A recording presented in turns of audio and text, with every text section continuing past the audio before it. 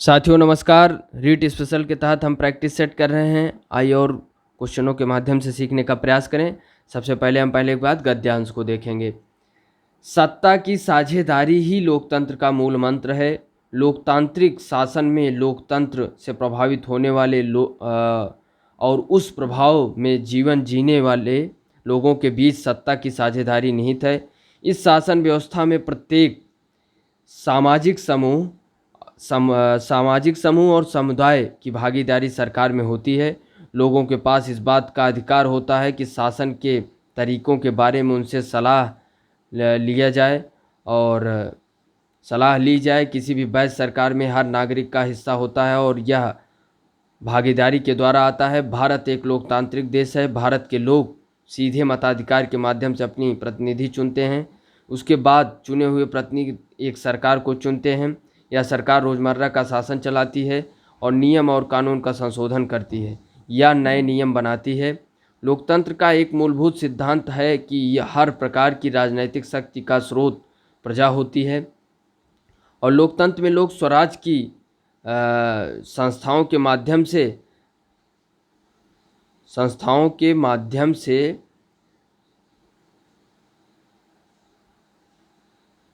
अपने आप पर शासन करते हैं।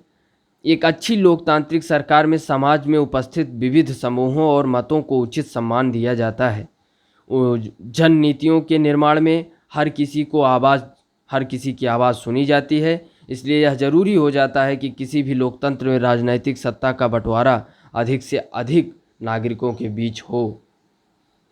सत्ता की साझेदारी से विभिन्न सामाजिक समूहों में टकराव को कम करने में मदद मिलती है। इसलिए समाज में सौहार्द और शांति बनाए रखने के लिए सत्ता की साझेदारी से बहुसंख्यकों के आतंक से बचा जा सकता है।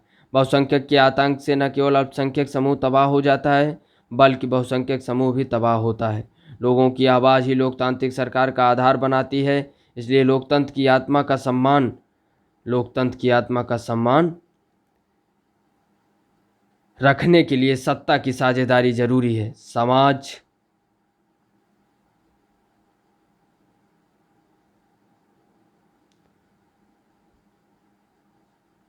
समाज में टकराव और बहुसंख्यक के आतंक को रोकना सत्ता की साझेदारी का समझदारी भरा कारण है।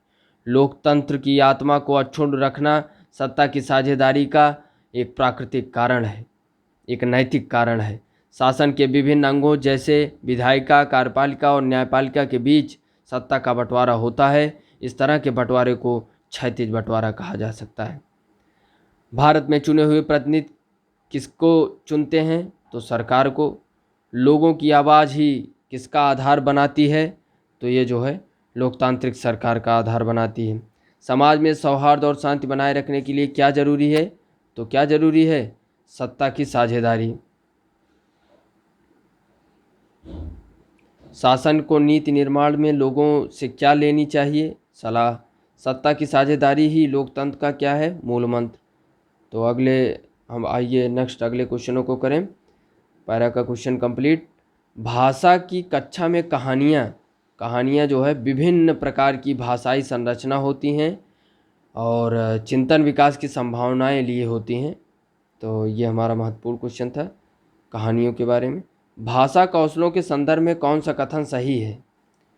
सुनना, बोलना, पढ़ना और लिखना एक क्रम से सीखे जाते हैं। सुनना और पढ़ना निष्क्रिय कौशल है। पढ़ना और लिखना कौशल में कोई संबंध नहीं। सभी कौशल एक दूसरे के साथ अंतः संबंधित होते हैं। तो यही हमारा उपयुक्त है।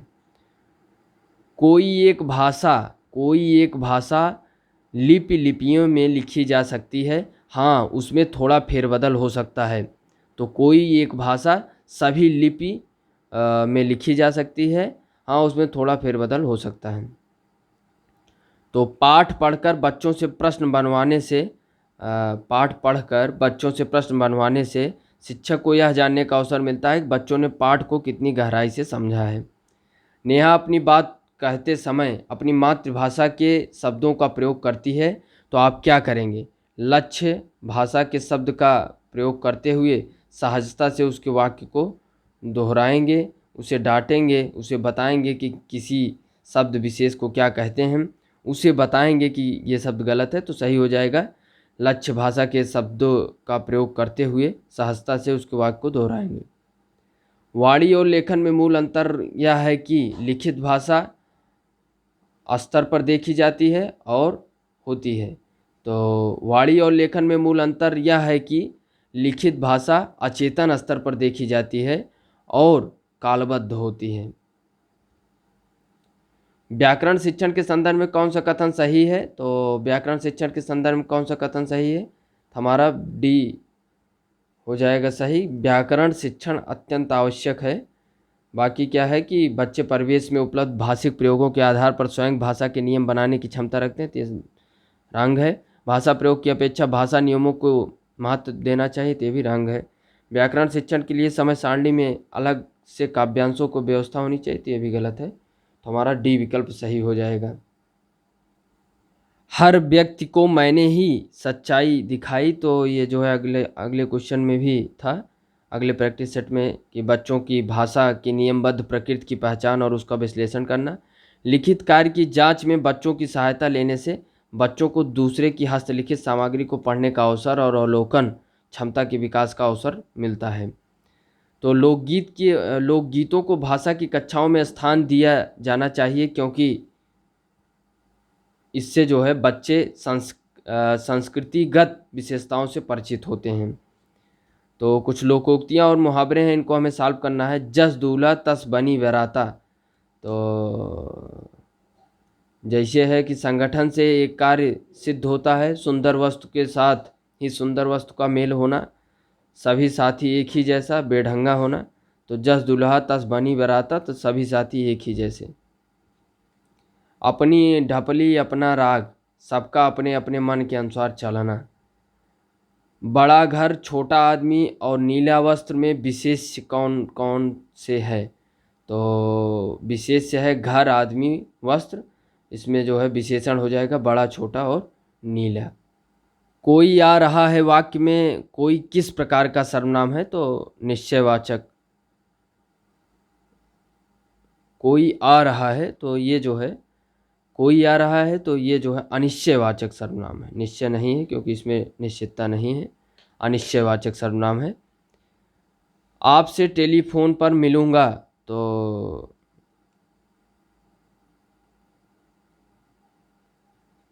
आप से यानी करण से के द्वारा, तो टेलीफोन पर मिलूंगा तो करण कारक हो जाएगा। विद्वान शब्द का स्त्रीलिंग विदुषी।